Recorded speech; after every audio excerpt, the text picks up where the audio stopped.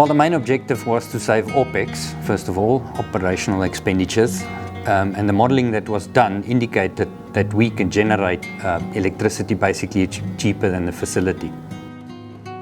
There's definitely a shift in the market space when it comes to clients considering actually generating power on their own, generating energy ultimately, and using natural gas in their solution allows them to then play around with the different types of arrangements. You've got your typical gas to power.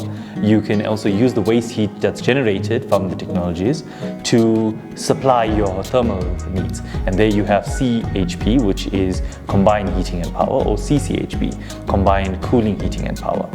Ultimately, this allows the manufacturing plants to utilize their different solutions, because ultimately it becomes essentially an efficiency solution, and that ensures that you have the most viable and the most feasible project solution. Basically, we've got the two Genbachers, 1,000 kilowatts each, which produces 2 megawatts of electrical power, which then we pump into our own grid and take off our main supply at the top.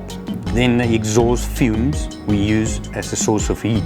There's water tanks wrapped around it, so the exhaust fumes heat up the water up to 85, 90 degrees Celsius. It gets then pumped by a hot water pump into the absorption chiller.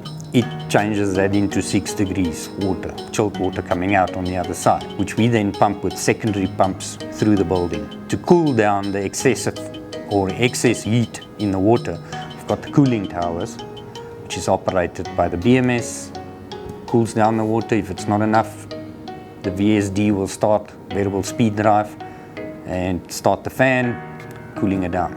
Feasibility perspective to a client, having pipe gas to your site, all comes down to the bottom line. You end up with a cheaper supply of fuel. Granted, there is a larger capex fee in terms of getting the pipeline there, but once it's installed, you then have that flexibility on the pricing, and the more you use, the cheaper it gets. The security of supply is critical for a business like MTN, and the way of works of Eskom currently is natural gas becomes a solution to a lot of problems. And we could invest in, definitely. Obviously, or any other company that produces or need a lot of energy, they can go this route.